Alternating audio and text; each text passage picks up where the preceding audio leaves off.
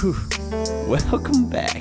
You've made it to Season 3, Episode 2 of PodcastBozo, where you came just in time to join us in a conversation about unconscious bias. And the question is really brought up if we have a sober mind ever. But we'll get into that more later. Here with me, as always, we have locally renowned beer server, Sean, and celebrated artist and animator, Eli. Animator. My name is JJ, but you can call me Jimmy Slim. As always, it's good to be with y'all. I want to mention first that this podcast is supposed to be a group effort. We want to hear from you, so please visit podcastbozo.com or our social accounts using @podcastbozo and chime in on our conversations. We will do our best to engage with you online. That's kind of what pushes us forward here. Now that we have you trapped here, though, please donate to our Bozo Fund, and we will give you a shout-out, read whatever you leave in the donation message, or even write you a little sassy little story. It's up to you. All you got to do is donate. You all right, E? Trying to crack my shoulder in this.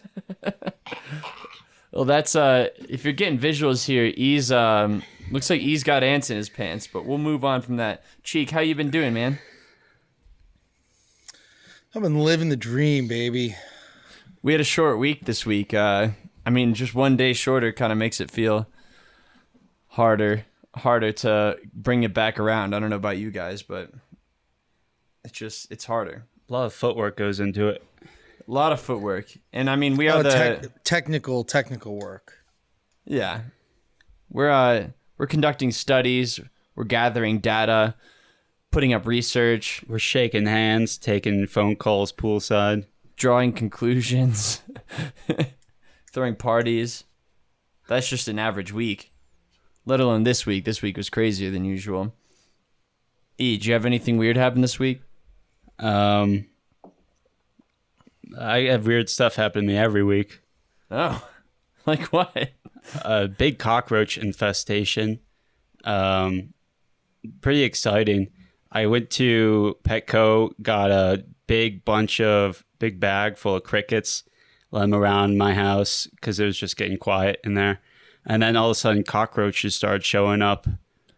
I didn't know that they eat crickets, but it's a bloodbath in my apartment now. Between the cockroaches eating the crickets? Yeah. What are you doing with the cockroaches? Just welcoming them?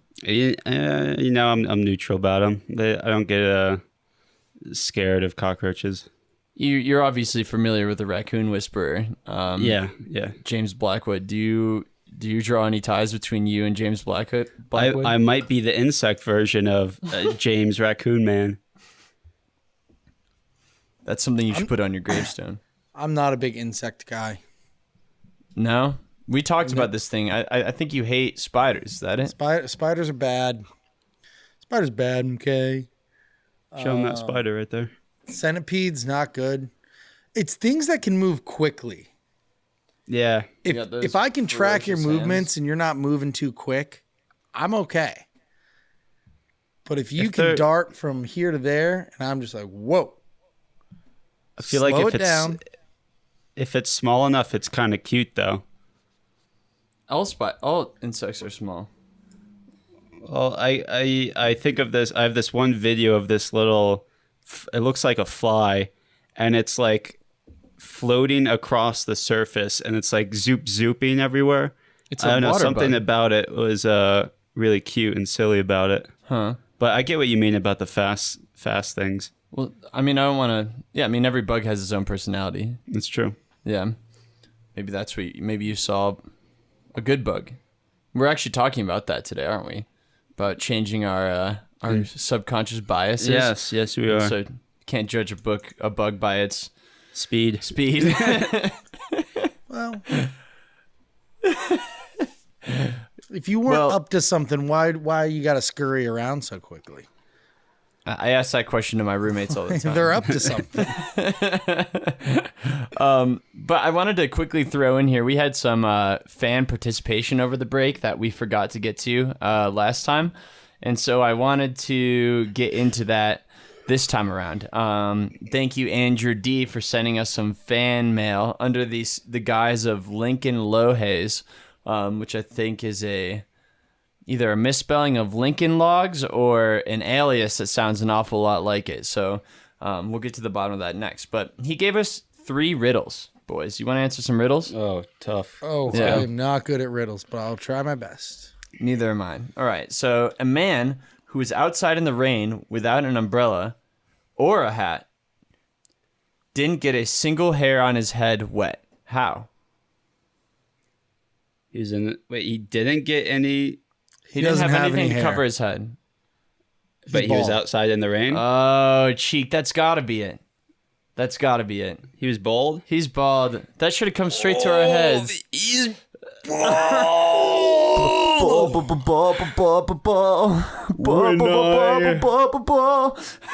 When I was a young bald boy, all the other kids laughed at me.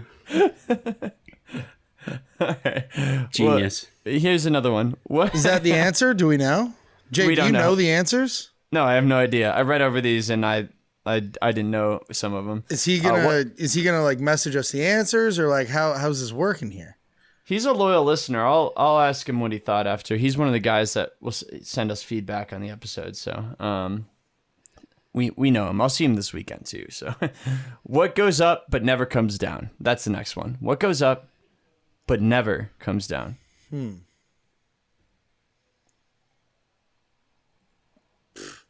Gas prices, am I right? Hey. They got pretty low during COVID Goes though. up but never comes down. It's not an elevator. I know that. That's true. Those go down. It's not anything to do with gravity. I was thinking wiener related at first, but it's not that. Satellites. Satellites? I don't think. What I don't goes think up? it's satellite. My Age. Oh, My guy. Unless you're young Benji Button. Yeah, Cheek, unless that's- you're young Benjamin. but then it always goes down. Cheek, that's a good one. We'll take that as an answer too. Genius. You said you didn't like riddles, and I love riddles. I was just playing. where does today come? Where does today come before yesterday? Where does today? Where does today come before yesterday? Mm-hmm. Where? Where it says. On a calendar? No. in the alphabet? Yeah, I guess in like alphabetical order. T comes before Y. I like that one less than your other two. I agree. Let's You're think going of more downhill. answers then. Why don't you guys contribute, huh? That's no longer Cheek. You got so good at it that we become the peanut gallery. All right, why don't you say something? Where does today come before yesterday? The day before tomorrow. The day after tomorrow. Ooh. I still don't get the In, question. Neither do I. in that sentence, when does today come before yesterday? Where? In that Where? question. Prime meridian. In the question. Oh. I like that. And that's why I'm the Riddle Master. The ultimate riddle was that you fooled the riddler into thinking you weren't good at riddles. That's That is- amazing. Here's a little I'm calling you out, Andrew D. Bring him on. Bring him on. If you stump me, then I will have to do something. We'll create a bet. Let's do a little competition here. What do you guys like? If Andrew D can stump you in the next 3 riddles, let's have Cheek will do the next episode entirely in a Joker voice. Oh, I like that. No. I can't do that. If you get all of his riddles, you get to fart in a vial, mail it to him, and he has to send us a video of him opening that vial and smelling it. Yeah.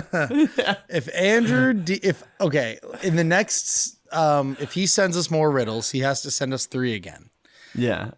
He wins if he stumps me 2 out of 3 times. I win if I accomplish 2 of the 3 if I solve 2 of the 3 riddles. What happens in the gray area? If I win, he has to donate an amount to the beer fund or to the Bozo fund. He does already. Well, he has to donate more. Empty the pockets, Bozo. And if he wins, I will. I don't know. What do you guys want to see me do besides Joker voice? Shave. No, that's too hard. It's not intense enough for that. Try to climb your Christmas tree. Well, let's leave it up to him. Once, Yeah, maybe let's let him listen and let's see if he likes my answers. If he thinks that I'm the Riddle Master and wants to try and challenge me more, maybe we'll see if he can pose a bet to me or something. All right, you heard it here. Just know Andrew that D. I'm open to it. I'm open to it. Make it reasonable, but he's open to it. He will not do any clown impersonations. That's his only limit. Yeah, and he really will not talk about Pompeii. So avoid those types of Don't riddles. even bring it up. He was there. All right, and that's all, folks. Yeah. Well. Oh. I will leave it there, Chi. See you, Cheek. We're logging off. Yeah. Season 3, episode 2. Thank you for listening with us. I feel like we make a joke kind of like that one at Every that single point time. in every single episode. It's like our crappy dad joke for the podcast. I never get old. it never Sorry, I gets just old had to me. get some sweet beers. Oh, the king has returned. Shut Oh. jeez, my God. Today, I am drinking Ground Control. It's an American Pale Ale by Outer Limits Brewing Company, which is a local Vermont brewery. Thank you. This pale ale specifically pays homage to one of the great hops, a classic, the Cascade hop. Ooh, the brewery uses whole cone leaf hops in their percolator. That's interesting. It's going to be What does that a mean? little bit piney. You're going to get a little bit of a citrus note from that hop. Smooth drinking, not too bitter. Big fan. Big fan. All right. Well, cheers to that, Cheek. Yeah, that's what we're having too. Cheers. Some good old Alaskan beer. But yeah, on top of that, Andrew sent us some other things, some segment ideas and a quiz to test how smart we are. Test our wits, he says. The Riddle's not doing that?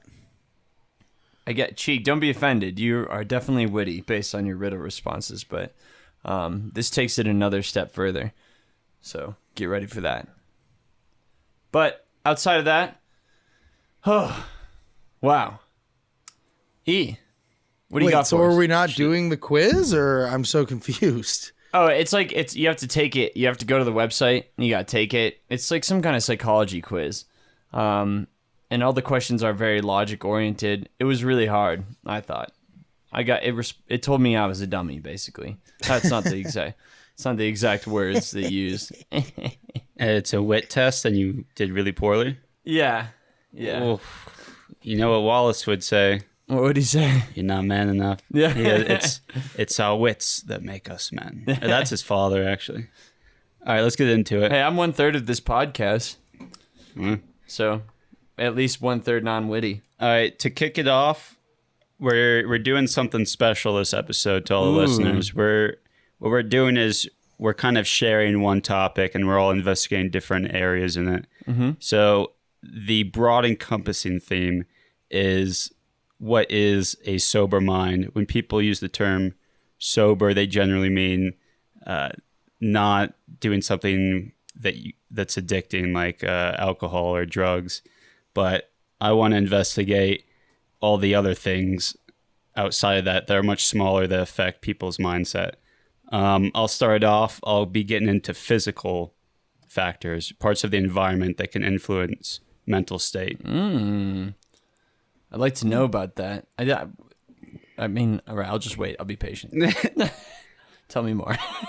Well, if you're anything like me, and I've lived my whole life outdoors, I'm ready for the city life. So when you move into the city, it's a big change, concrete jungle. You got no green spaces around you. Would you guys wager that influences your mental state? Yeah. Yeah. Like you get that kind of a sneaking claustrophobia. Yeah. Have you guys experienced that before yourselves? Yeah. At the church.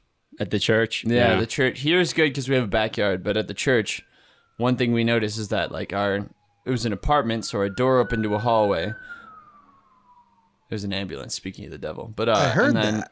Yeah, and then and then that hallway opened to a door that led onto one of the busiest streets of the area, and there was no green space. There's a Walgreens next to us, another apartment complex next to us. So, yeah, we were definitely missing the.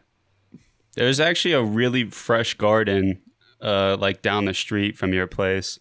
A fresh garden. I don't know if I don't know if it was a public or a private. It looked public. Oh, it's the caged in one where you have to park. Grant Street, yeah. Yeah, that's a private one. You have to pay to like use it. Oh, it smells nice though. It does. I can't imagine what it'd be like living in New York for years because you don't even see trees over there if you're not going to Central Park. But the effects it has mentally on you are enormous. Even looking at scenes of nature, not like being in nature, but looking out the window and seeing green, it reduces anger, fear, and stress and increases pleasant feelings. And it also affects you emotionally and contributes to physical well-being. So blood pressure gets lowered, heart rate, muscle tension, and production of stress hormones, which is huge concern. You're just looking at like a silly little shrub. Yeah, how does your body know that? Well, I'm not sure. It's very subliminal. Yeah. What do you call that? Do you think that central cortex? Jay, what's that show that you and I were obsessed with? The Mentalist? Teletubbies? No, not The Mentalist. The futuristic show. Oh, Altered Carbon. Altered Carbon. That's such a nerdy name. What is that? I remember a scene in that. It was the opening scene where this guy's like looking out the window, but the window's showing him a perfectly beautiful scene of something else. Mm-hmm. And I think they could also do this in the Smart Home Disney Channel movie where the walls could be whatever scene that you wanted them to be. You could do it at home right now. Just put a picture of pretty scenery up on your TV. Yeah, but it was different, you know? More realistic. It was portrayed in a way that you couldn't, as the viewer, couldn't tell from the character's first person view if they were looking at something that was real or not. There's like a depth obviously perception looking at a aspect TV. to it. Anywho. Yeah. Like they couldn't differentiate from like an obviously fake to realistic experience. You should get an Oculus. The way your teeth overhung your lips when you said that looked so funny. That was spot on. Actually, I already have the newest Oculus. If you only have the first gen Oculus, you're already a generation behind. All right, Cheek, go on. No, I'm done. All right. But you're asking basically like what happens if your mind is tricked into it? Like, do you think it's realistic, or do you think it would be helpful if that technology actually existed in everybody's apartments that live in a cityscape like that? I definitely think it would help. I think it'd be beneficial. I mean, there's certain things you don't get from an artificial thing, like having a plant in your room generates more oxygen, which an image couldn't do. But I think in the grand scheme of things, that'd be clutch. Well, there's like an aspect of heat from the sun, smell from the outdoors that maybe you could simulate. Like the light that comes out of LEDs that we currently have isn't the same thing as the light you see. The photons from the sun. The electrons from grounding yourself in nature, Cheek. Yeah. I don't make fun of earthing or grounding. I am a full believer in grounding. I am too. You convinced me. Can you give us that one more time, Cheek?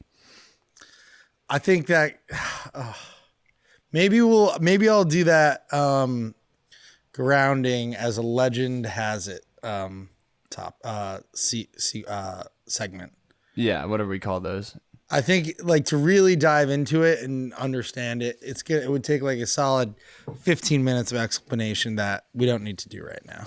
What the gist is that you need to reconnect with the Earth and recharge. Like you're an iPhone 12 and you need to be placed onto your wireless charger. Nailed it. I just ruined your segment, cheek. All right, E, next one.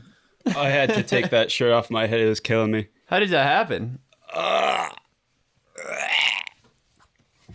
Well, I didn't realize it, but it seems like everyone got a show at some point. All right, on to the next one. Next one. We talked about this in the past episode. Right. Another physical factor. We talked about clutter when we were doing discipline, I think. Yeah. And kind of same thing that I mentioned. It just creates stress when you have a cluttered environment. There's something about a danger aspect to it. Like there's an inherent danger from clutter, which I don't know if I wrapped my mind around that correctly. Like maybe there's sharp knives in clutter. Like I don't know. Is that what scares you about clutter? No, I mean, like, I don't know what the threat to having clutter is. Maybe if you're a hoarder and you got like VCRs stacked to the ceiling, that's dangerous. I know our girlfriend used to have a very cluttered room and slipped on some of her clutter and fell rib first onto her bed. Oh, and broke her rib. She broke her rib? Yeah. I never heard of that. Yeah, that's my girlfriend too. Yeah, that's our girl. We all date her. You guys you need to pay more attention in your relationships. Well, okay, so I see how there's danger in it. Yeah. Another aspect, though, which we didn't talk about was, and I don't experience this. I'm curious if you guys do, but people feel anxious about cleanup before having someone over. They're self-conscious about it, like they'll get judged or something. 100%. I went through this this previous weekend. Before the Bills game, my coworker, who I work with at work, was coming over to watch the Bills game with me, and the apartment was disgusting. So I had to do a full clean, vacuum, mop, make sure all the dishes are done, like all the surfaces are wiped down, light some candles. Do the plants look okay? Do I need to dust the plants? I dusted the plants. Like, I don't want people to think I'm a messy person, so I had to clean up. Dusted the plants, huh? Truthfully, I'm not the messy one. Oh, it's our girlfriend? It's our girlfriend. Oh, looks like we all date. We do all date a messy girlfriend. I mean, Eli's version of our girlfriend isn't really messy, but... You know, that reminds me of this one time in high school. I went over to a buddy's house in Chicago in the winter when it was freezing cold during the day, like bundled up outside snowing. And we get to his house and his mom didn't expect us to be there. And so she wouldn't let us in because she was like, it's too dirty. I can't let him in. Like, it's embarrassing. And so I just stood outside for like 20 minutes. And then, she like rush cleaned it up? Well, she was like cleaning. I don't know. I don't remember how long we were staying up, but I didn't ever end up going in the house. Like, no. He was like, let's go find something else to do. Wait, it sucked. I was like, please, I won't judge at all. Like, I'd rather I don't just care. see your dirty house. I'd rather be inside than out of this 30-degree weather. Had you been in college at that point? No, I was like a freshman in high school. Oh, you should have taken pictures of the trash house and sent it to her. No, like this is where I live. This is a standard. You can't do worse than this. Oh man. So, do you agree with those physical factors so far? Yeah, absolutely. I mean, even the danger of the clutter. Do you think there's danger of clutter? Yeah, I can see that. I feel like it might not be danger though. There might be a hygiene factor depending on how. I feel like the clutter. How clutterous you get. Specifically say the word danger like is related to clutter. I feel like I can imagine clutter having the same like effect on you like stress and hormone levels as maybe certain types of danger. But like, clutter isn't dangerous. On the website, it's nationalcounselingsociety.org. It says we are programmed to have a degree of anxiety about mess due to health hazard it may present. What? What health hazard? Yeah, I don't know, but I could see it. Like if you get real, this is for like really bad clutter. I'm betting too, like hoarder. It's called like oppressive untidiness. Yeah, oppressive that's untidiness. It's like the roaches in your room, E. Like that Yeah, is a little dangerous. It's like a roach circus you have going on. Roach circus. E. Little do we know, E is hosting a Bug's Life in his room. The circus for a Bug's Life has made it to E's apartment. I could totally see E being that little wrangling bug that's like, yeah, come on, do dance. That's how I've been entertaining myself. I go home to a bug circus every day. Fat Training little caterpillars. fleas and ticks to walk on a high wire. Oh, man. Just imagine E as a small human in that scene with the can when you get first introduced to those bugs at the circus. When they get in that, like, that fight, but it's just the can rolling over, and then E, like, pops. Yeah. Cheek, you and I would be the pill bugs, and E would be... Dude, E, can you make like a comic book short series, like just a strip about circus life as flies and fleas and floozies and doozies, and whoopsies Yes, and woozies? I can absolutely do that. Flies, fleas, floozies, and doozies. Floozies and doozies. The new inscription for Cheek's gravestone. If Pete was a bug in the circus, what would he be? I could see him being the manager. Oh, without spending too much time, he'd be the manager? You could I was going to say the imagine mantis. I'd be the mantis, bro. I imagine like a sleazy mantis. shirt cuffs rolled up, greased back hair, chain, hairy chest. Yeah. He'd be No. the big rhino bug, the one that flies everyone on its back, the beetle thing, But it's you know? really dumb.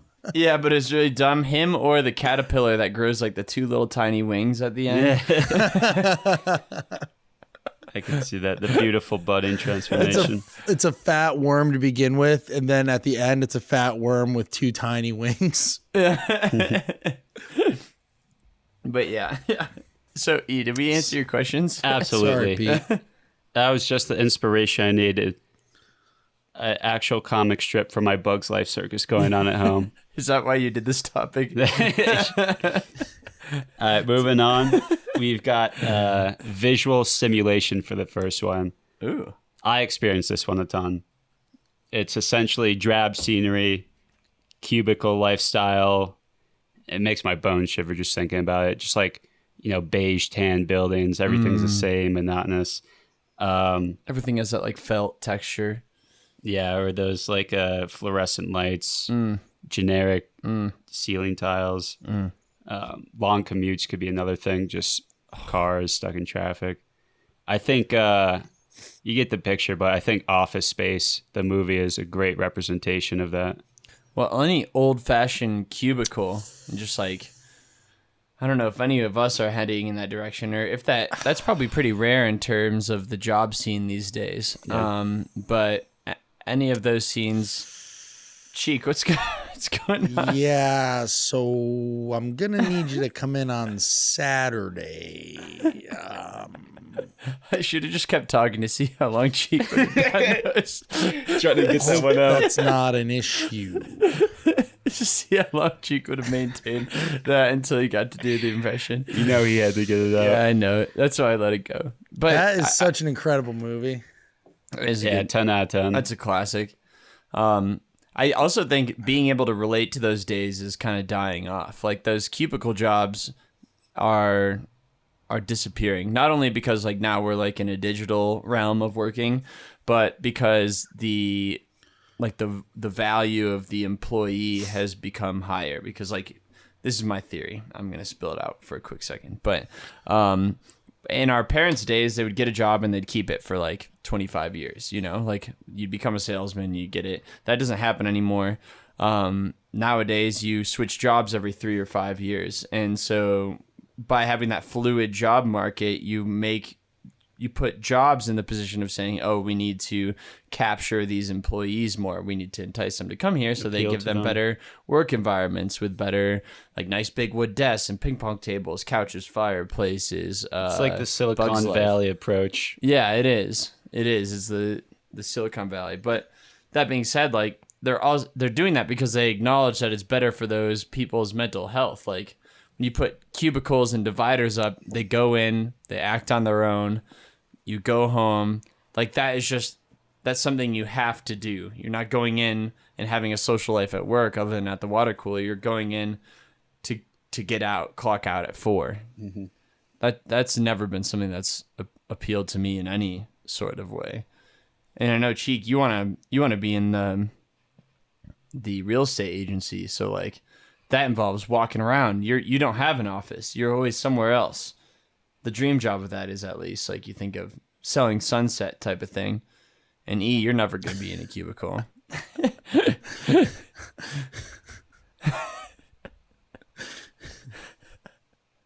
I don't necessarily think of selling sunset. Yeah, you do. The reality TV show on Netflix. All right, Andrew. If you can stump Andrew D, if you can stump Cheek in 2 out of 3 of the riddles, he'll be on Selling Sunset. Dude, they sell some big homes on that show. Anyway, honky tonks, baby. None of them haunted, I got a though. question for you. I guess I'll let you pose it to me. Go ahead.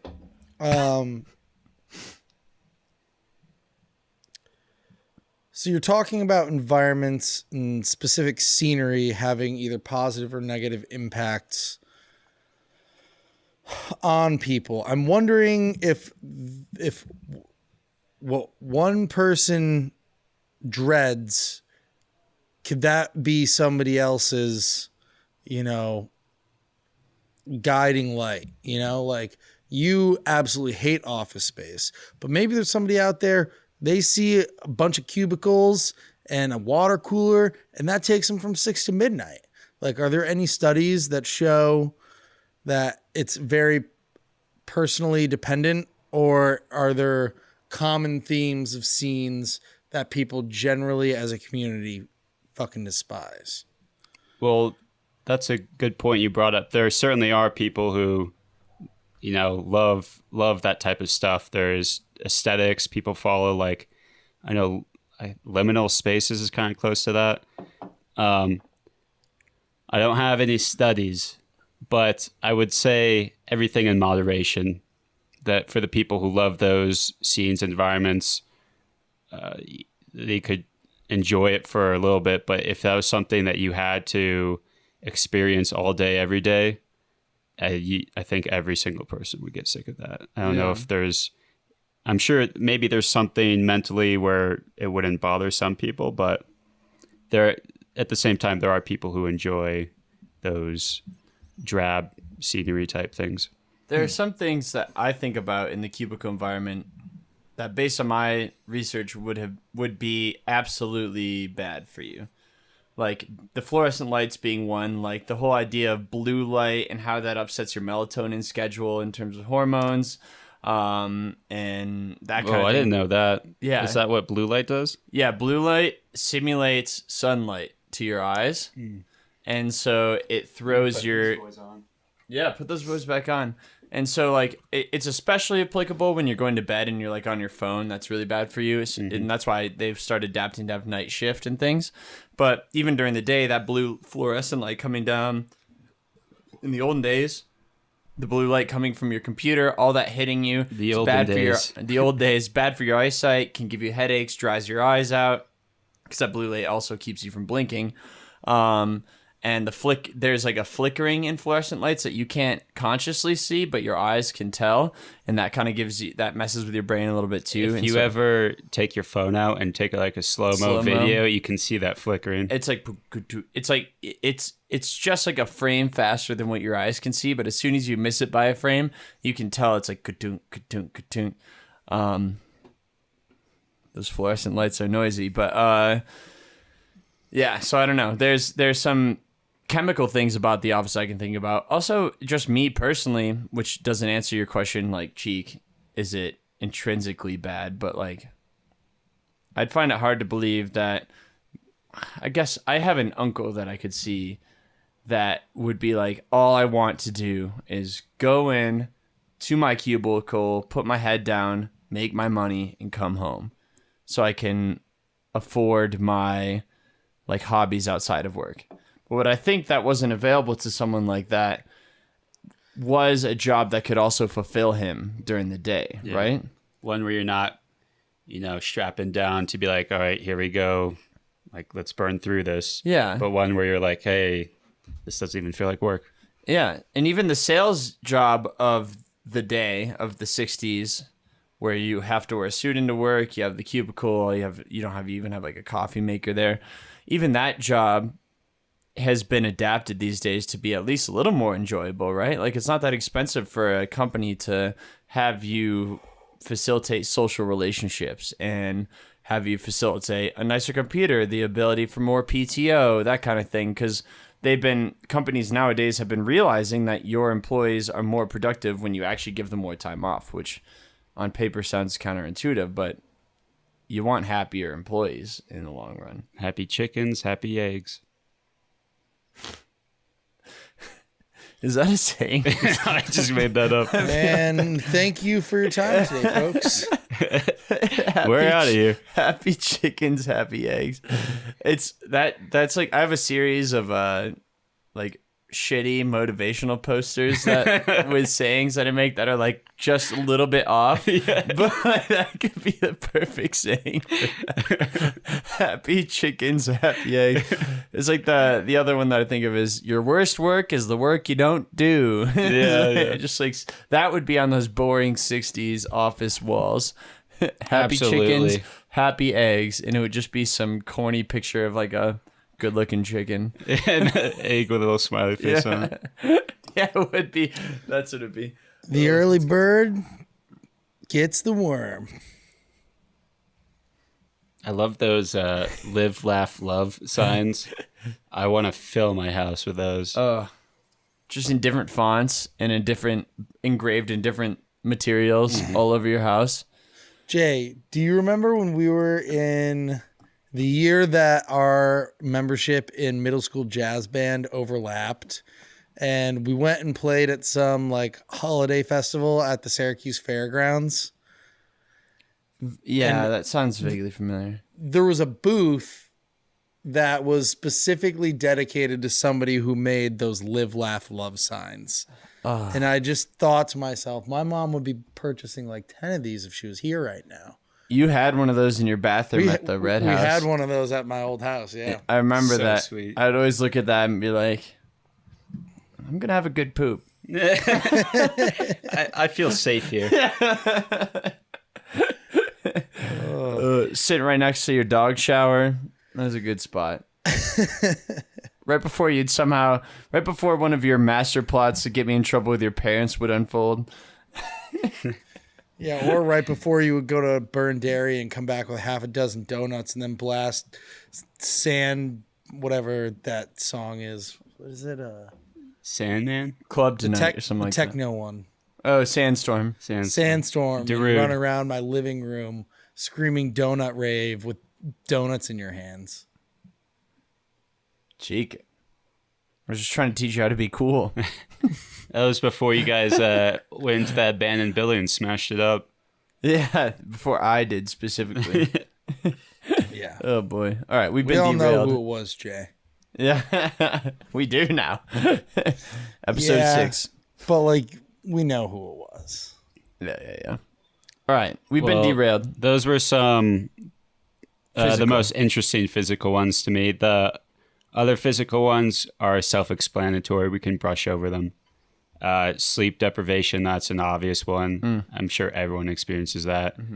I know we've known some people who would pull all-nighters and do work, and that did them no favors. You know what I'm talking about? Yes. Yeah. Yes. Yeah. I mean, I feel like he has slept half of the nights that we have. In the last 5 years, half the nights we sleep every night, he sleeps every other night, basically. To the listeners, we had a friend who he was in ROTC in college. He had a lot on his plate. He took big dumps. He took big dumps, big chunkers, meaty chunkers. But he had the oddest schedule where when he had a day off, he wouldn't like be catching up on things to have a balanced, healthy life. He would just be like watching TV or hanging out, doing nothing, and then procrastinating until the last minute, and then pull an all-nighter, like packing chewing tobacco and coffee and stay up, and then go do ROTC stuff and just like completely derail. He had to get one of those alarms that goes under your bed that vibrates the bed because he was so just exhausted 24/7. It's really a case study for manic habits, but yeah, it's just I feel like we witnessed firsthand what it's like to have not enough sleep. Yeah, absolutely. I can't paint a better picture than that. Environmental pollution is another very obvious one. You know, if you're growing up in India and the air pollution is ridiculous, you're gonna get years knocked off of your life, and you're gonna suffer depression more likely. Hazardous, huh? I saw that one pop up, but I didn't look more into it. Do you know more about that? About pollution? Yeah, like how it affects your mood. Because I thought that was interesting because I guess also I was wondering, like, do we all experience pollution in some regard too? Like, oh, I'm sure. Yeah. I mean, I feel like you guys experience way more pollution than I do. I'm sure we do. Yeah, I bet on that as well. Right by my place, there's a big brickyard where they've always got tons of like dust and like debris floating in the air, and it's right by a park. So when I'll go on runs, and if it's a typically windy day, like I'm just breathing tons of that shit in, and I'm sure that's not healthy for you. Yeah, that can't be. But especially when the fires were blowing their smoke into you, and you like that was kind of like a double effect because like not only were you breathing in smoke, but you were also you weren't supposed to go outside anymore either, so you wouldn't get that outdoors that sunshine. That's that SS. Shoot, what was I going to say? I sidetracked you. Yeah, no, that those forest fires were brutal, man. Environmental pollution, yeah, no doy. Hazardous working conditions, also obvious.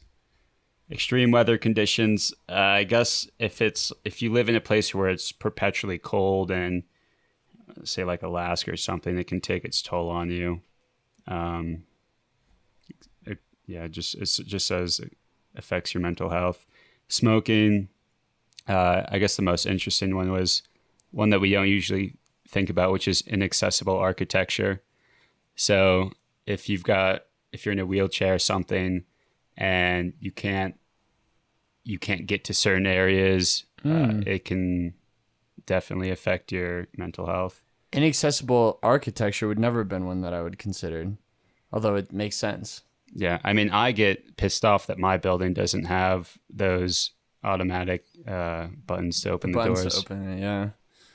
Have you seen anyone that requires a wheelchair trying to get into your building? No. Because they do have elevators, but like, and I feel like they could use that as a claim saying it's accessible, but then you move in there and you realize, no, it's not really.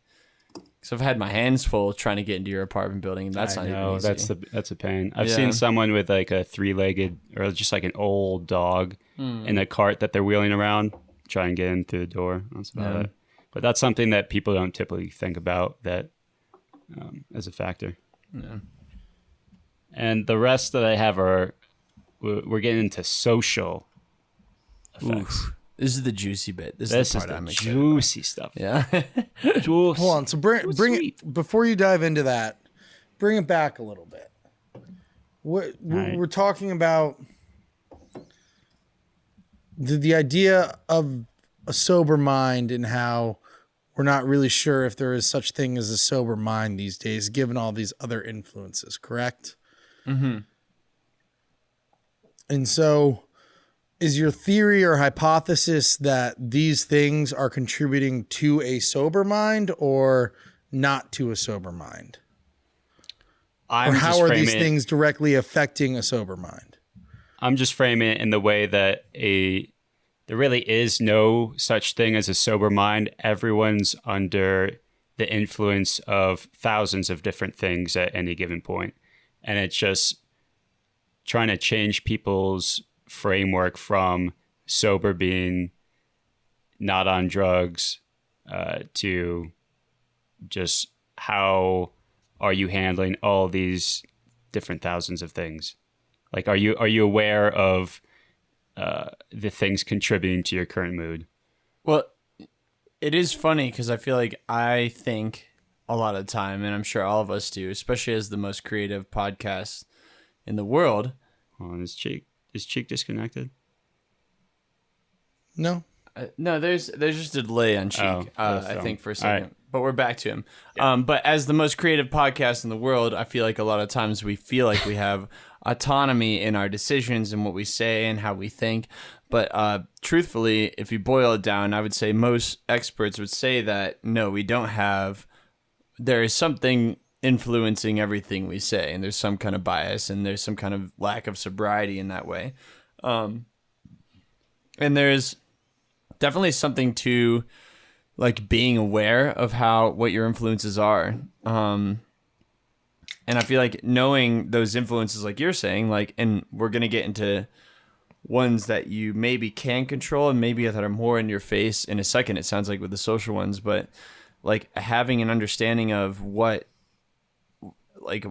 is playing a factor into your opinion and like can be a very healthy way of thinking. It can help you, like a lot of the things that lead to like political divisions and disagreements and domestic violence, you reach into any like violent area of our social lives, a lot of those things have to do with like deep-rooted primordial psychological defense mechanisms and things like that, and how those are now translated counterintuitively to our everyday lives.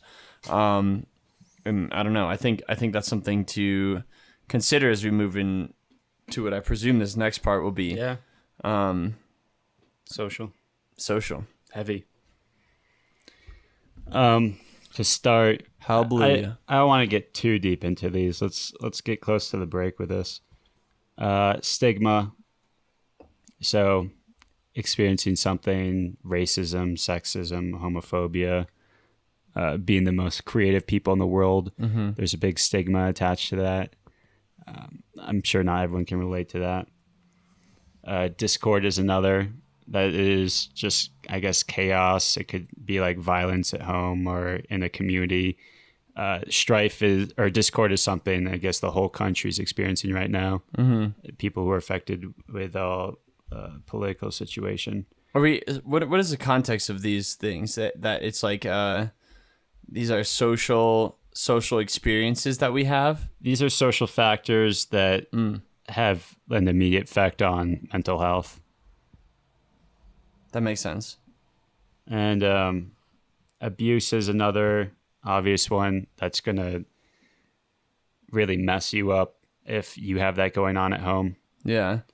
I've heard that abuse a lot of the time leads into like, I don't know. I don't know if this is the time to get into that, but like abuse at a parent level leads to like, if not abuse at the child level, then it can also branch off to being abuse like at the level of like being really driven into your work and like detail oriented and things like that, because abuse feels like something out of your control that like controls your life. So then you become very detail oriented.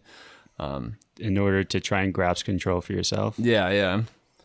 And these all can be experienced in like a higher level where maybe you're getting abused at home, or it could be something more subtle, like you have an abusive boss and they just treat you like shit, but there's not really anything you can do and you have to stick it out. That makes sense. Poverty is another one, or it could be small things like it mentions catcalling even. Poverty, that is a huge one, because if you don't have access to basic requirements, then you're most likely, like these are all interconnected, you're most likely going to be experiencing other negative things. Like if you work in a hazardous working condition with a bad environment and there's abuse at home, like these are probably going to snowball into something bigger and really affect your mental health negatively. And that brings me into the last one, which is lack of social support. And that is ultimately the worst it can get. If you don't have a lot of social support, you're more likely to commit suicide. And the biggest link that has been discovered is the less systems of support you have, whether it's family, work friends, maybe like intramural sports, buddies or college friends. If you don't have any of those systems and you're on your own, then your chances are the highest of committing suicide. It makes me wonder, like, I don't know. It seems like a lot of psychological studies try to root back to like our primordial days.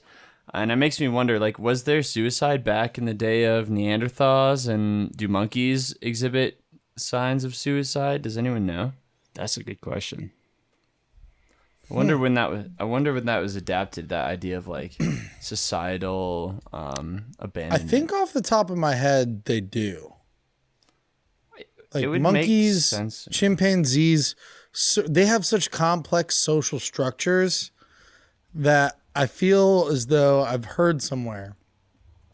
You know who would be a good person to ask about this was that chick Jane Austen. If we could get her on the podcast, she could really be a good Jane Goodall. Jane Goodall. Jane Goodall. Jane Goodall. Thank you. Who's Jane Austen? I think an author. Yeah. Anywho, I think they have like really complex social like communities, and like when they get shunned and stuff, they like get sad and they get depressed. Now, I don't know. I wonder, like, do they take it as far as suicide? I don't know. Yeah. Like social approval has been, it seems like it would be something that comes from like along from the times of needing to be part of a tribe and needing to be part of like a group to survive, because that's kind of like how humans did survive. So if I were God. I'm sorry. Apparently there was an experiment done by humans on monkeys to try and understand if they experience depression, and to try and have them experience depression through an experiment called the Pit of Despair. Oh no. Jesus. Tell us more. Do you want me to read to you about the Pit of Despair? Yeah, Yes. give us some spark notes if you can. It was in Wisconsin, in Madison. Oh in the no, we 70s. did it. The 70s. The aim of the research was to produce animal model of depression. So they placed newborn monkeys in isolation chambers for up to 1 year with the Pit of Despair. He placed monkeys between 3 months and 3 years old who had already bonded with their mothers in the chamber alone for up to 10 weeks. That is so cruel. Within a few days, the monkeys had stopped moving about and remained huddled in a corner. Wow, that is really sad. These And there was pictures a are pit they could jump into in the middle of the lab? I think like this metal chamber is the pit. Oh, okay. Oh, man. This is really sad, actually. Do you want me to send you this article? Yeah, sure. Not really. That's so depressing. Yeah, sounds good. Sounds like It's a fucked Sunday up. read over coffee. Damn, if I had a time machine, I would go back to the 70s, Madison, Wisconsin, and liberate my monkey boyos. All right, I have a question for you guys on that, though. So, obviously, ethically, that's awful. Monkeys are thinking, like, high-level thinking beings. But isn't that research important? Like, not that I'd be like, if someone was like, should I do this? And they were like, I need your approval, and they're looking at me, I'd say no. But since it's happened in the past, isn't it kind of important? Like, you can't do it with humans. Yeah, I mean, sure, like we got Why is it something out of important? it. To understand humans better. Can't we just study humans? You can't put a human in a pit of despair. What does putting a monkey in a pit of despair teach you about human behavior? That is such a quote. Riddle me that, Jay. What does putting a monkey in a pit of despair teach you about human behavior? I don't know. I'm not a psychologist. Like I said, if someone came to me now and they're like, we need James Gregg in a Cole Beasley jersey, I need you right now to tell me yes or no. Do we put the monkey in the pit of despair? I'd say no. But having that information definitely gathered something that we could then certifiably say. And all these studies are done to make building blocks, like it's not like now we understand depression because of that, but I'm sure they had some wisdom to draw from that. Yeah, shed light on their behavior. I don't know. The experiments were condemned both at the time and later on within the scientific community and elsewhere in academia. In 1974, American literary critic Wayne C. Booth wrote that Harry Harlow and his colleagues go on torturing their non-human primates decade after decade, invariably proving what we all knew in advance, that social creatures can be destroyed by destroying their social ties. Okay, I'm looking up this guy, I think Harry this guy Harlow. just like to fucking torture monkeys. Yeah, this this Harry guy Harlow sounded- piece of fucking shit. Yeah, Sounds he like looks like they found the Buffalo Bill of monkeys, the Hannibal Lecter of monkeys. He's awful. I hate him. But he did do one important study when I took an intro psychology course, and Harry Harlow? the monkey and the mothers experiment. That's why was, you were Harry Harlow for Halloween. I forgot that. Hey, cheek, don't even put that on me. You know I love monkeys. Well, he looks like a scumbag, and I don't like him. He's got some jowls on him. Some wriggly jowls. Oh, jeez. He looks like he'd wake you up in the morning. Flapping like a those things rooster. around. I looked up earliest recorded suicide, and it's pretty badass. It's Greek. What is this? I think it's like 510 BC. It's like suicide cult guy. One of his beliefs was that death was a transformation, and he died by throwing himself into the Sicilian volcano Mount Etna. What a way to go. He jumped into a volcano? Yeah. Oh, wow. That's pretty badass. That's cool. Is there any recording of if he met the other side? Or transformed? No, someone should put a scale in that volcano with him. Yeah, the soul scale. Yeah, wow. That guy's fucked up. I looked into some of that was something that came up in some of my research. It was like very unethical but important studies, like the Stanford prison experiment. If you guys have heard of that one. There was one that was like the Bobo doll experiment. Do I have them written down here? Doesn't look like it. But do you guys know what the Stanford prison experiment is? Yeah, Is not that- a big fan of it. Is that the one where they... Thanks for taking a stand on the Stanford prison experiment, Cheek. Will you remind me? I always get it wrong. It's basically they put a bunch of people and monitored them in a jail. And they told 10 people say they were the guards and 10 people they're prisoners. And they wanted to see, the goal was to see what the effects of titles were on social roles.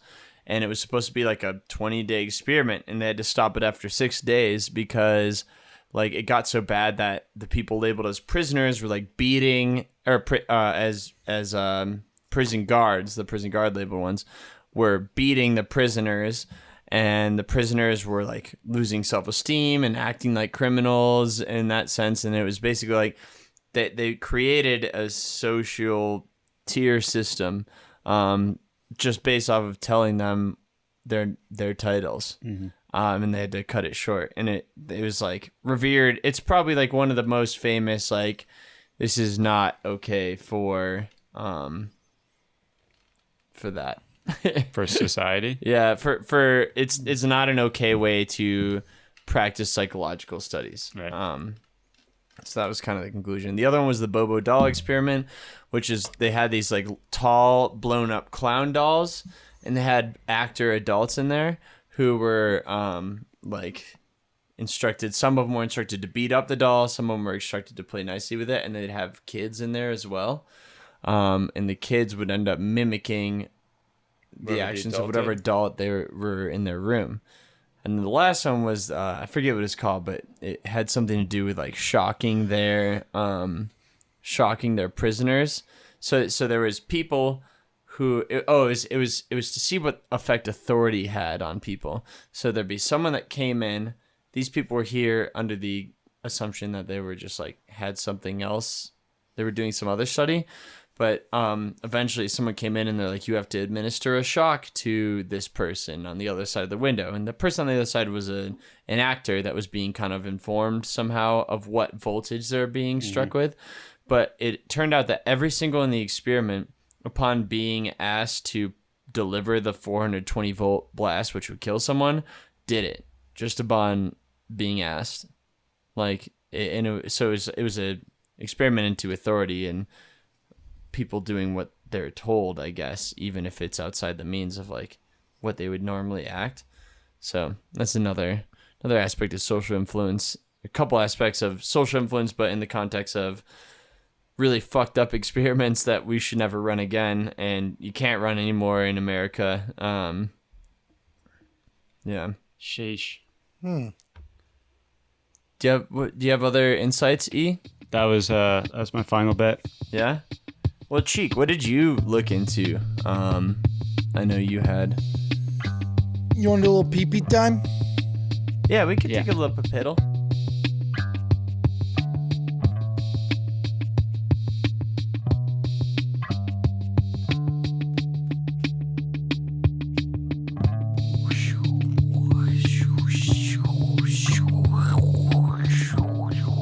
Oh, whoa. Welcome back, Buffalo Bills fans and non-Buffalo Bills fans alike.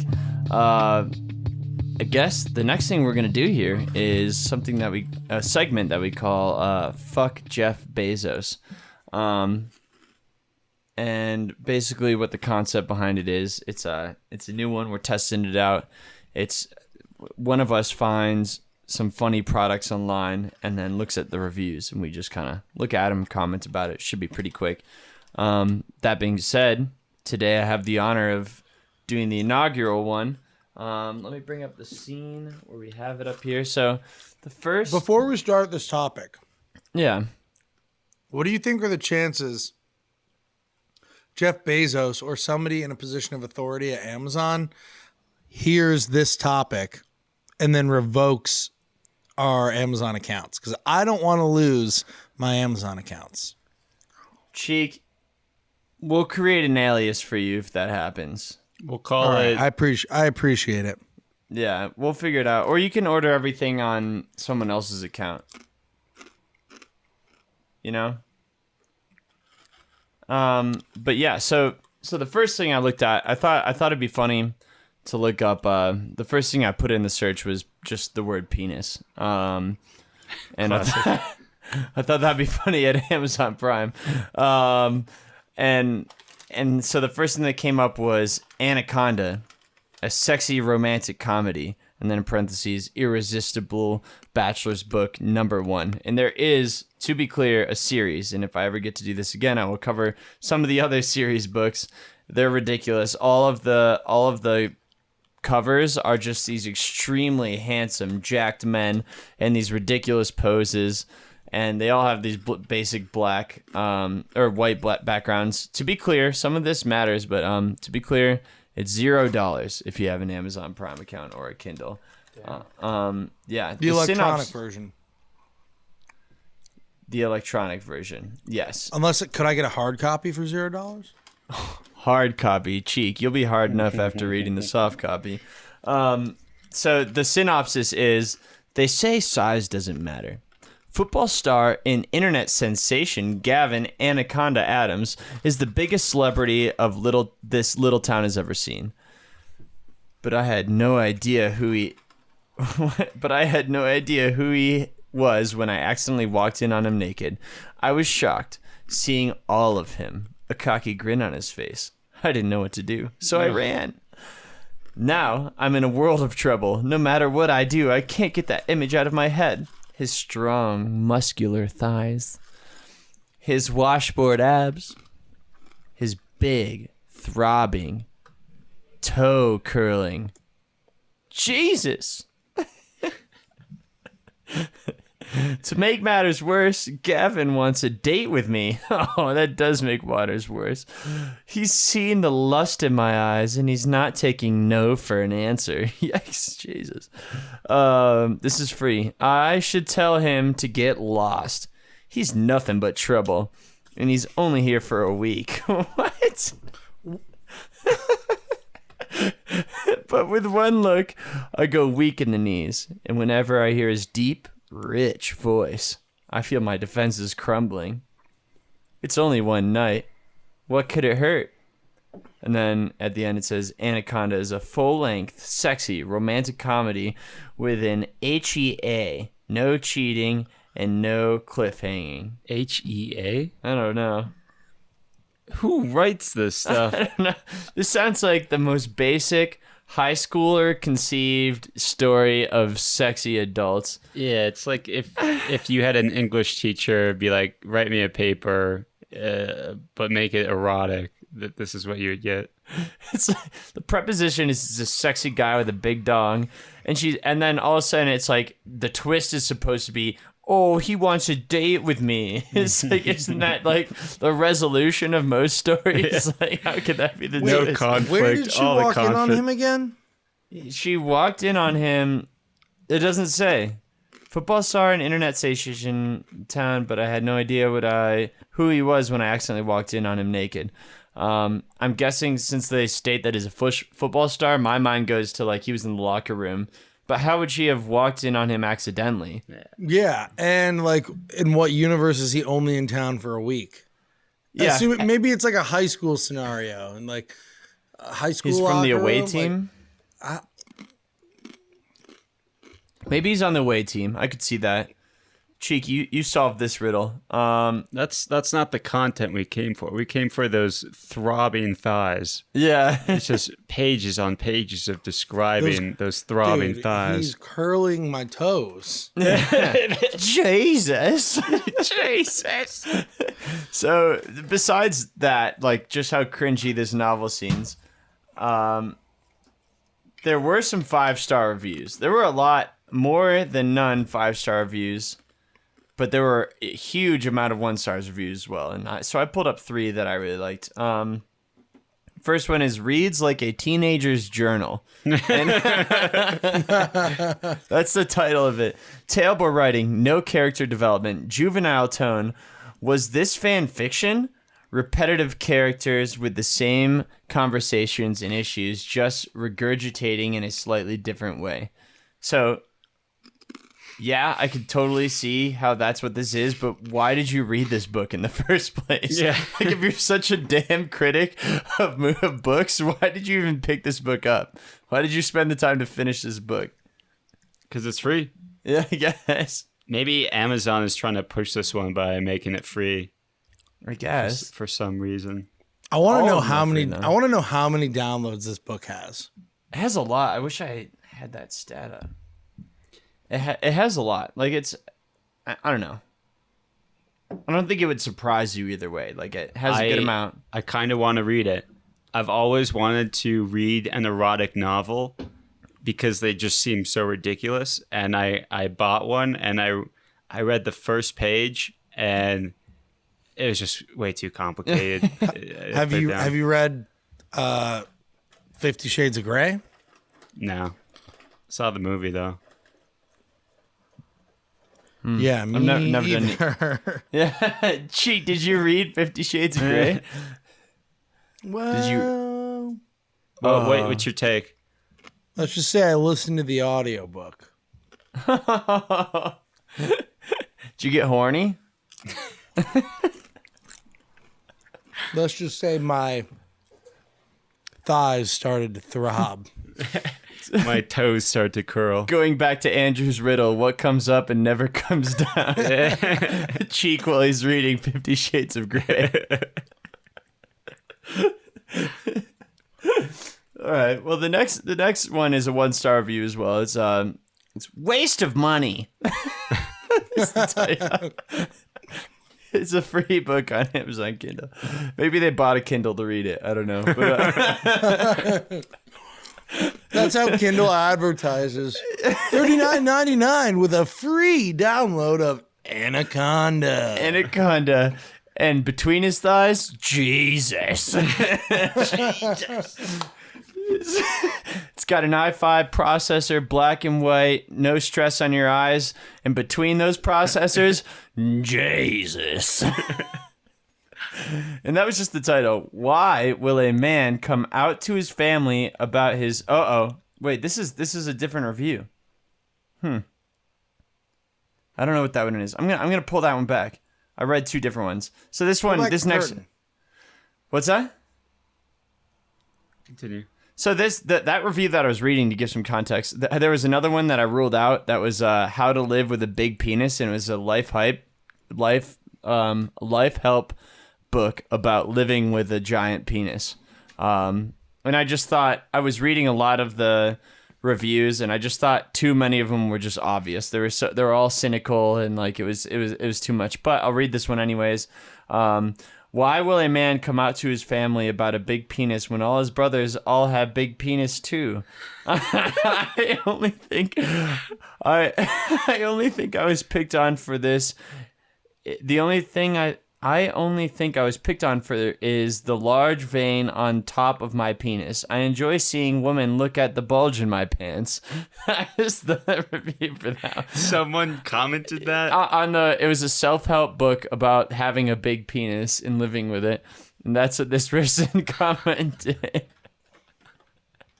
1-star review. They didn't like that. They didn't feel like that was a helpful comment. Can we turn this podcast into just finding the most absurd reviews and talking about reviews? Yelp reviews, Amazon reviews. Well, I'm thinking with each segment, we should all take a chance at this. So you guys will have a chance to look through. And these are the first 3 things I searched. And then I just went... I thought at first 1-star reviews would be like the easiest, but... like there obviously be some angry people about nonsense things, but what I found were if it's a mundane object, the 5 stars are the best because it's like, who is so amped up about this thing that it left a 5-star review? Something like a butt cushion. Yeah, and if it's if it's hold your horses. Well, Sheik, while you're doing that, I'll read the last star review of this product. Then we'll go to another one. Yeah. H. Becker says. She gave 1 star, he gave 1 star, but then said 1 star as well to reiterate the point. Lackluster and story sustenance. Very predictable and no detail. It's just like... I think the thing that, like the first one that cracks me up about these people is they're such book critics, but like... such a book critic opening this, like, you know, if they are into books and they really like books, you know they got baited. They got real baited into this one, and they were like, oh, handsome guy, probably didn't read the synopsis, just jumped right into it. If not, then these people just only read bad books and are always disappointed. And like someone needs to talk to H. Baker and be like, go look at the top 10 list of like the New York Times bestsellers. Stop searching for penises on Amazon Prime. Can you click on these people's names and see like their profiles? Are there Amazon profiles? That's an exploration. Another good thing is like on that last one, you can vote if you found it helpful. So like 2 people found that review helpful. I love that. All right, Cheek, what was that you had to interject? Have you seen that review of the giant beach ball that like was trending on Twitter or Instagram? What is it? I think it became a meme or something. A customer review of a massive beach ball, and it was an incredible review on Amazon. Would you like me to read you said review? No. We took this ball to the beach, and after close to 2 hours to pump it up, we pushed it around for about 10 fun-filled minutes. Sorry, I need to clear my head. We took this ball to the beach, and after close to 2 hours to pump it up, we pushed it around for about 10 fun-filled minutes. That was when the wind picked up and sent it huddling down the beach at about 40 knots, and it destroyed everything in its path. Children screamed in terror at the giant inflatable monster that crushed their sandcastles. Grown men were knocked down trying to save their families. The faster we chased it, the faster it rolled. It was like it was mocking us. Eventually, we had to stop running after it because the path of injury and destruction was going to cost us a fortune in legal fees. Rumor has it that it can still be seen stalking innocent families on the Florida Panhandle. We lost it in South Carolina, so there's something to be said about its durability. How many stars? 2. Oh. That's the holy grail of this skit, is finding something like that. Yeah, I like that. I think maybe the next time we do this skit, we each have to submit which one we think we found like the best review, and then everybody votes on which was the best review. I like that. Well, I'm not done yet. Just to be for the clear, I got 2 more products. But yeah, I like that too. I don't mind whatever we want to do with this. It's just kind of a shotgun approach. It's fun. I love it though. I love it. Let's dial in, baby. Yeah, me too. So the next one I was going for something extremely mundane. Like I just wanted to see what there's 2,144 reactions on this, or ratings on this. It's King Bee Rena Gifts Ocean Scent Fresh Potpourri Bag. It's like I said, 2,000. It has a bunch of specs on it. Bowl and vase, decorative filler home fragrance, 4.2 ounce times 2 bags. So it's 2 bags of it, 420 grams, can fill a bowl of 83 fluid ounce. It's blue. I don't know what about it's blue. I should have looked at the picture. But it's $12.59. That's important to keep in mind. It's pretty cheap. I don't know how much potpourri goes for these days. It's a #1 bestseller in its category. So let's look at some reviews. First one, 1 star, horrible.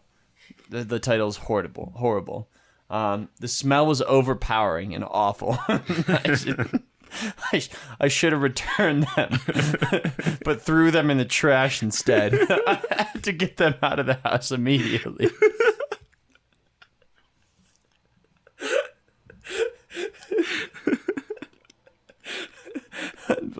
Unbelievable. Why is that so funny? Just imagine getting a package, opening it up, and it being so terrible that you have to immediately just take it out of your house. It's just potpourri. Like, how bad could it have been? These people, this person's life must be surrounded by potpourri incidents. Like, they just must be so sensitive to potpourri. Next one is also 1 star. Very weak scent, they titled it. Completely opposite. Yeah. have to have it in your face to smell it. I wasted my hard to come by money in COVID times on this, not food. What a ripoff. I feel like if you're prioritizing poopery over food during this pandemic and you're claiming that you're struggling with money, your priorities are out of order. Yeah, you've already made your buying decision at that point. Like, you've already decided not to buy food with that money. Like, there's no way that it being the best quality potpourri would replace food. How smelly are those poops that you value potpourri more than food? I don't know. Yeah, she either had... It's kind of like a chicken or the egg situation, because it's like, you're trying to hide your poop, but you can't poop unless you eat, you know? So I don't know. She's obviously valuing the egg in this scenario. She It's took a like, stance. do I eat McDonald's and invest in something to get rid of the smell, or do I just get healthier food? Yeah, she chose McDonald's. What a ripoff. By the way, speaking of, did you guys notice it's back? The McRib? The McRib is back? The McRib is back, baby. Never had it. Never had it. Jinx. Overrated. What a ripoff. Big surprise. Not similar to ribs. That doesn't sound like that big of a surprise. You sound like one of these people here. 1 star. I am appalled. Tastes nothing like ribs. I want my money back. 3 stars. 4 stars. All right. The next review is 5 stars. Get your money's worth in all bold. This person was pleased. I ordered 2 bags, and I only got in 1 bag. Shake my head. 5 stars. 5 stars. That was like 5 days ago. That was January 8th. That was a recent one. Love that. I got a couple more in this one. So, this person's name is Sundance. They look like they're in the military. This one's 2 stars. No cent! Exclamation point, exclamation point, exclamation point. Absolutely no cent! In all caps. None whatsoever. 5 exclamation points. Dried up pile of crap.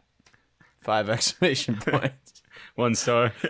2 stars. 2 stars? Why?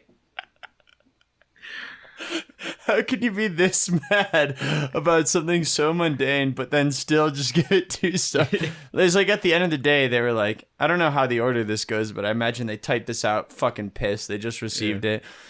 Then they set it up and they're like, oh, this looks nice. And they had it hovering over the 1 star and they're like, this might be a small business. And they moved it up to 2 stars. I'll give it a 4 out of 10. How much does this product cost? $12. It's $12. $12. Like, that's what I don't get. Like, these people are outraged. During COVID times, no less? I also wonder, like, how big is the variance in quality of potpourri? What's the range in, like, the quality? Like, it's just pine cones with perfume on it. Like, at the end of the day, how much better does it get? What were you expecting? I don't know. So this one's a surprise. This one threw me for a loop. This one, the title is looks pretty good in a bowl. The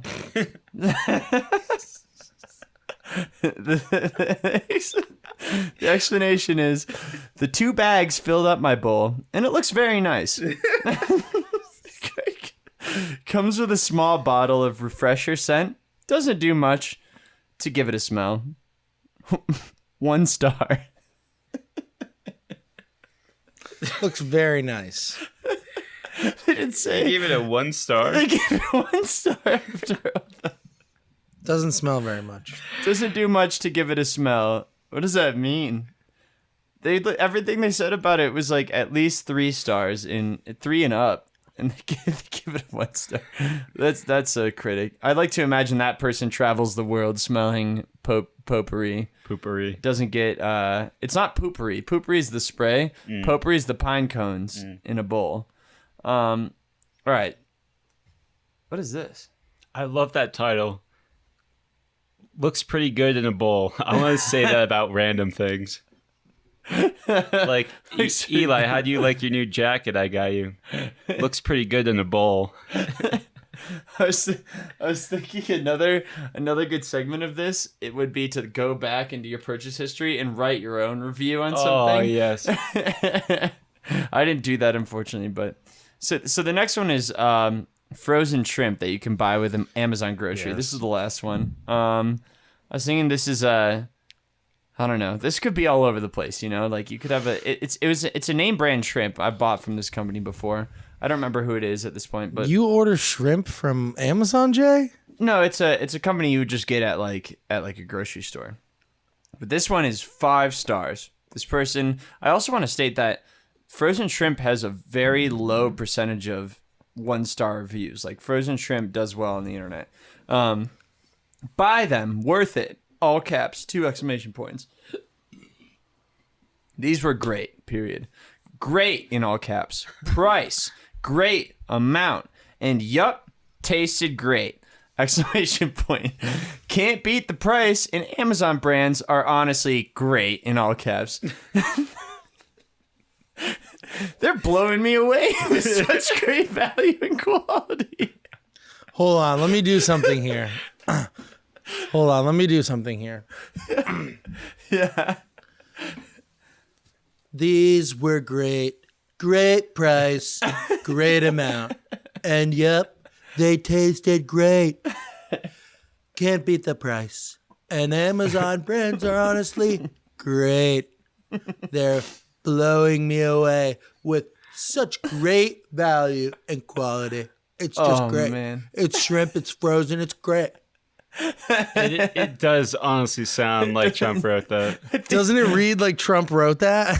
Do you think Trump's operating under the alias of Paulina Steed? Dude, honestly, anything is possible. It's such undescriptive, overhyped praise. Yeah, that is a great way to dissect Trump's language in general. So this next one is from B-Boy. It's 1 star. Fishy smell. That's the title. And the description is, smells so fishy. Oh my God, dude. Who's buying shrimp off of Amazon?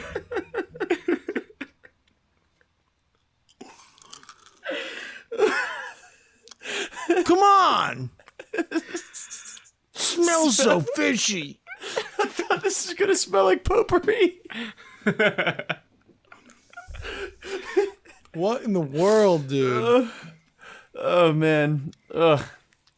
All right, next one's also 1 star. That was all he wrote? That's all he wrote.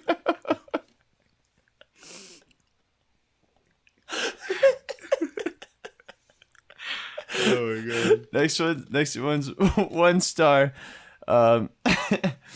Middle class American wrote this one. I just noticed that. Mini shrimps is the title. These shrimps were so tiny, not worth the cost. That's it. Why is the title Mini Shrimps? I don't know. Oh. And then, all right. Second to last one of all. 5 stars. Tastes good, low calorie, and no poo found. Yes. I like it. I didn't see any poo veins. that's the whole thing. These comments remind me of like NPC dialogue. What's Just NPC? Like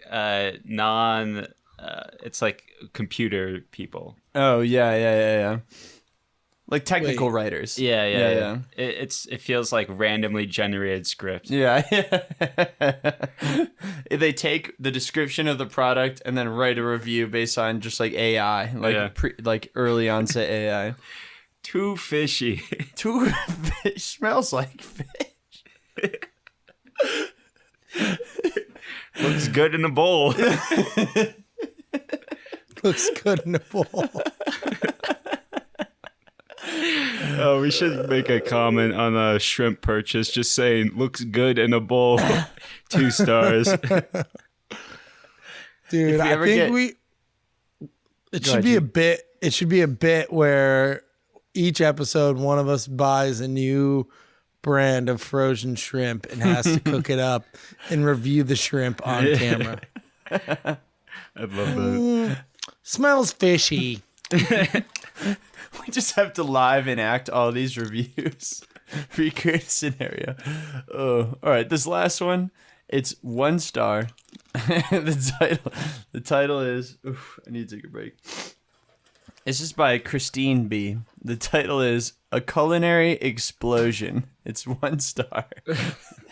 Can't even imagine. I love shrimp. I love scampi. Period. That is a sentence right there. I love scampi. I love shrimp, comma. I love scampi. I love sounds that. Sounds like the beginning to like a Gwen Stefani song. But when I combine these shrimps with my favorite sauce to make said shrimp scampi, I got a different kind of culinary explosion that I had not intended. I love you, shrimp scampi, but I don't love these shrimp. Sad face. Do you think she's alluding to diarrhea? I think so.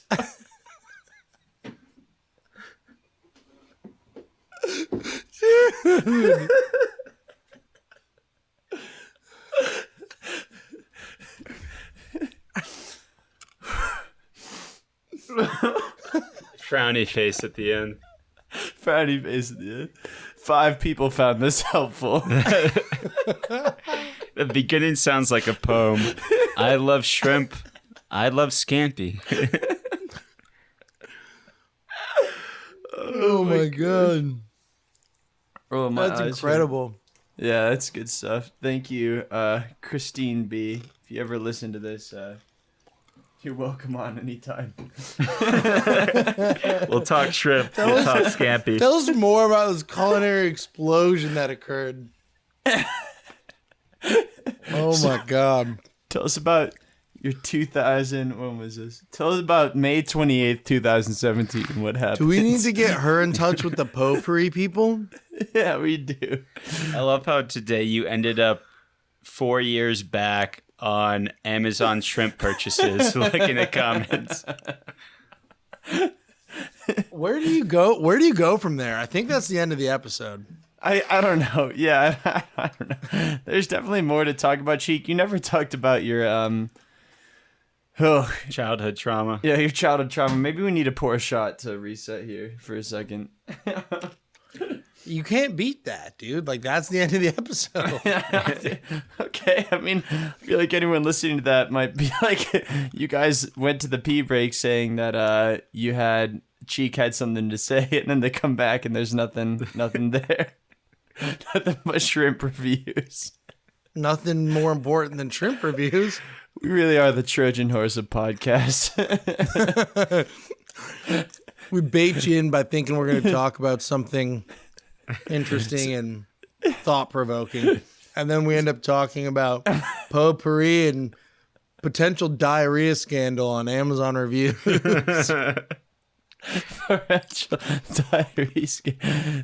Sometimes it's like we bait you in, you think we're dummies, and we talk about something smart, and sometimes we talk about something smart at the beginning, and then you wait all the way through, and then you hear something idiotic. I mean, I guess we can end it there. I can talk about a little bit what I had to talk about, but I just don't think no one wants to go back to like something serious after talking about shrimp scampi. Maybe we should have done that before the pee break. That was electric, I'll tell you. Cheek, try to hit us. Try to hit us. Let me see how much time we have here. Hold on. Give us a little insight, Cheek. What were you thinking about that topic? Just to wind it back, leave some good sediment. So based on everything that Eli talked about, different environmental factors, different maybe visual stimulus, or, you know, there are these different things in our lives that affect us, obviously. But what it boils down to is that these things that affect us affect what's going on inside of us. They affect our hormone levels. So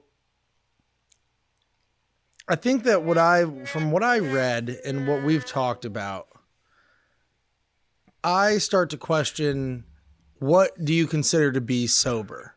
Like what's your definition of sober? I'm having a real tough time transitioning my mentality from shrimp poo veins to hormones. What was that? What was that sound you played? Sad trombone. Oh, no, Cheek, I think you did a good job. I feel like as you were talking, you were trying to convince yourself to get back into the topic, and I was trying to ride that wave too. But I think you're right. I think we need to leave. I think we need to go away. What is that? What is what? Shrimp scampi. I don't know. What is it about it? I feel like my social bias has been influenced by those reviews at this point. I want to go home and look through Amazon reviews. Dude, I'm telling you, you guys should. I want us all to take their own. I want you each to do that and find what you can find. I feel like I set the groundwork, but you guys will definitely find funnier things now that we know how it's laid out. That could be an ongoing topic for the next seasons. It's all about what you find, like what is something that could lead to an absurd human being making a review about something. Yeah, there's always going to be the 5-star and 3-star and 1-star reviews of people outraged and extremely happy.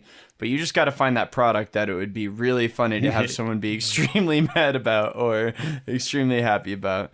I mean, the beach ball, that's one that's kind of out of left field. That's like your home run. Like you wouldn't expect the best one to be out of that one. But for the most part, if you want to stay safe, you go to those products that would be weird to even review in the first place. Like anything under $10, basically. Well, I'm sorry. We definitely covered an hour of that topic, and then we got some good stuff in the end. I hope what I hope for most is that we make it worth staying after the pee break. And I think we did that. And I think in the future, sorry for interrupting you, JJ. You're good. Go hit it.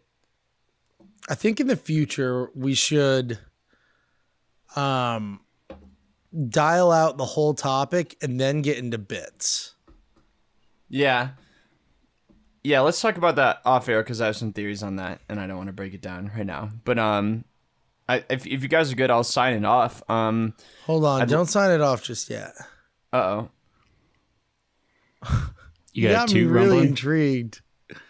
I'm looking at some reviews now that I thought would be. Cheek, save it for your presentation. All right, this is what I want from you guys. You gotta share it now. I looked up MAGA products, and I'm looking at the reviews for different MAGA products. That's a good idea. Like you gotta, that's you know what I'm saying. I know what you're saying, Cheek. I'm telling you, keep a list down for the next time you get to do that one. I also think it'd be funny with like a guest on. It'd be funny to show them a product on Amazon and have them write a review for it. Oh, I like that. If we needed to adapt this to a guest, but we have plenty of ones for guests too. But Cheek, unless you want to read this.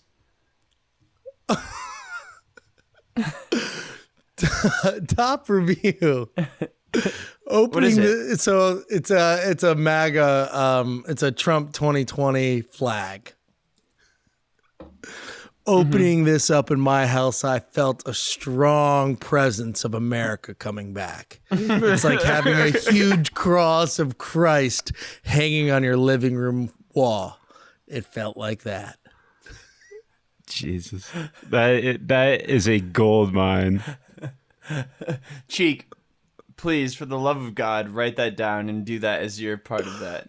I can't imagine, given how fast you found those, and because I searched for a while for mine, but like if you're ripping them out, there's got to be some absolute gems in there. Oh my God. You just got to find like products that the most ridiculous people would buy. Yeah. Like, who's not going to the store and buying shrimp? Who's buying a MAGA flag? Who's buying... I was thinking about, like, maybe I'm going to look up, like, fishing gear, because there are some Looney Tunes that love hunting and fishing, you know? That'd be good. I could get I never even thought of politicized products. That's pretty funny. I like the mundane things, like a fuzzy toilet cover, something like that. I'd love to see what people are getting pissed about and fuzzy toilet Oh, that's covers. smart, E. Like a plush toilet jug? seat covering. Yeah. All right. Sayonara. Let's send it. What I want from all of us is to give some... We forgot to do this last time, too. We just went so long. But I want some sexy boy looks. I want some chin grabs, some photo-esque kind of movements. Licking the lips. Just in that... and then, yeah, baby. And we're just going to roll out because right now that music's rolling. And thank you for listening. We hope you got some laughs. We hope you learned something. And we can't wait to see you back here in the near future. Thanks, baby. And go Buffalo.